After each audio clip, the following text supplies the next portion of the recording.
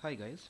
आज का हमारा टॉपिक है एक्सट्रैक्शन ऑफ मेटल्स, जो कि 10th स्टैंडर्ड के थर्ड चैप्टर में है। आइडियली अगर मुझसे पूछो तो मुझे लगता था कि ये पहले देना चाहिए था एनसीईआरटी को, लेकिन खैर एनसीईआरटी ने कुछ सोच समझ के ही इसको लास्ट में दिया होगा। तो क्योंकि ये है सिलेबस में, तो इसको थोड़ा बहुत इन शॉर्ट इन ब्रीफ हमें पढ़ना पड़ेगा। तो अब तक हमने क्या क्या देखा? अब तक हमने देखा कि मेटल्स के साथ डिफरेंट टाइप्स के रिएक्शंस, जैसे कि वो विथ पानी हो सकता है, विथ ऑक्सीजन हो सकता है, या तो कोई एक नॉन मेटल भी हो सकता है। लेकिन ये जो रिएक्शंस हैं ये सब पढ़ना बेकार है कि अगर हमने ये नहीं जाना कि मेटल को हम एक्सट्रैक्ट करते कैसे हैं।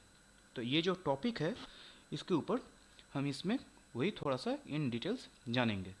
तो जब मैं इस टॉपिक को शुरू करने से पहले हमें कुछ और चीज़ों का ध्यान रखना चाहिए। तो उनमें से पहला कौन सा है? पहला है मिनरल्स।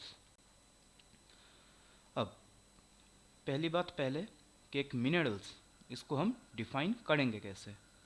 तो इसको अगर डिफ़ाइन करना है तो इसको आसानी से कर सकते हैं ऐसे कि कोई भी नेचुरल प्रोडक्ट है, जनरली रॉक्स ही होते हैं जिनमें कोई एक मेटल मिलता है। यहाँ पे एक मिल सकता है, यहाँ पे एक से ज़्यादा भी मिल सकता है, लेकिन जनरली हम यहाँ पे एक को पकड़ के चल रहे हैं। तो वो जो नेचुरल प्रोडक्ट है जिसमें कोई एक मेटल है, तो उसी को हम बोलेंगे मिनरल्स। अब मिनरल्स के बाद में क्या आ जाता है? ओर्स। अब ओर्स क्या है? ओर्स का भी डेफिनेशन बहुत ही आसान है। यहाँ पे क्या देखना पड़ेगा कि ये जो मिनरल्स हैं ये हर एक तो नेचुरल प्रोडक्ट हैं, लेकिन ये गारंटीड नहीं है कि हर एक नेचुरल प्रोडक्ट में हमें कोई एक स्पेसिफिक मेटल का परसेंटेज कितना मिलेगा। तो फॉर एग्जांपल अगर हम कॉपर लेते हैं तो देखा जा सकता है कि कॉपर के किसी एक मिनरल में उसका शायद परसेंटेज है 30%। वहीं पे दूसरा एक और मिनरल है जहाँ पे उसका शायद परसेंटेज है 80%। तो इस हिसाब से जो मिनरल जिसमें कॉपर का परसेंटेज 80% है उसको हम बोलेंगे ओर, ना कि जो 30% वाला है। लेकिन ये याद रखना कि मिनरल्स दोनों हैं, लेकिन मिनरल्स में भी जिस पे मेटल का परसेंटेज ज़्यादा होता है उसको हम बोलते हैं ओर्स। और अब तीसरा जो है वो है गैंग। अब गैंग क्या है कि देखो, ये जो नेचुरल प्रोडक्ट हमें मिलता है नेचर से, जिसको हम मिनरल्स बोलते हैं या फिर ओर्स बोलते हैं, ये प्योर तो होंगे नहीं, जाहिर सी बात है। अब ये जब प्योर होंगे नहीं तो मतलब क्या है? ये इम्प्योर हुए। तो अब इम्प्योर एक प्रोडक्ट में से हमें क्या करना है कि हमें जो काम का चीज़ है, यहाँ पे जो मेटल है उसको निकालना है। तो मतलब जो भी इम्प्योरिटीज़ उस मिनरल या ओर में है उसी को हम बोलेंगे गैंग। तो इतना तक आई होप तुम लोगों के पास क्लियर हो चुका होगा। तो अगर हो गया है तो फिर नेक्स्ट पार्ट पे चलते हैं। नेक्स्ट पार्ट क्या है कि हर एक मेटल को जो नॉर्मली हमारे काम में आते हैं उनको हम एक्सट्रैक्ट करते कैसे हैं। तो यहाँ से प्रैक्टिकली शुरू होता है हमारा मेन टॉपिक, जो कि एक्सट्रैक्शन वाला पार्ट है। अब पहले चैप्टर में तुम लोगों ने पहले ही पढ़ा था कि एक सीरीज आता है जिसका नाम है मेटल एक्टिविटी सीरीज। अब मेटल एक्टिविटी सीरीज जो है ये करता क्या है? ये हमें बोलता है कि कौन सा मेटल का रिएक्टिविटी ज़्यादा है कंपेयर टू अदर मेटल्स। तो इसमें सबसे ऊपर कौन था? पोटेशियम। फिर था कौन?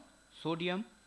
तो ऐसे ही नीचे और भी थे, और लास्ट में कौन आ रहे थे? जैसे कि सिल्वर हो गए, गोल्ड हो गए, या फिर प्लेटिनम हो गया। तो एक्सट्रैक्शन ऑफ मेटल के लिए हम इस मेटल एक्टिविटी सीरीज को 3 हिस्सों में बांट लेंगे। पहला है जो कि नीचे वाले जो मेटल्स हैं। नीचे वाले जो मेटल्स हैं इनका क्या है कि रिएक्टिविटी बहुत कम है।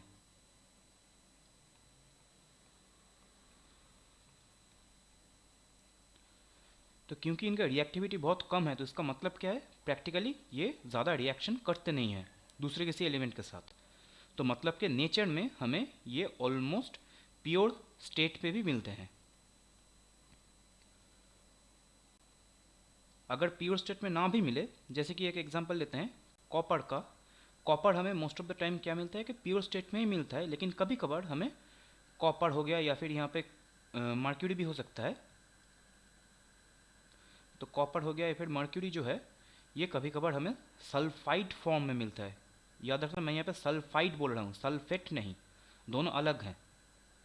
जब मैं बोलता हूँ सल्फाइड तो मैं मीन करता हूँ S2- एनायन को, लेकिन जब मैं बोलता हूँ सल्फेट तब मेरा मीनिंग होता है SO4 2- की ओर। ठीक है, तो यहाँ पे कौन सा है, यहाँ पे सल्फाइड है, सल्फेट नहीं है।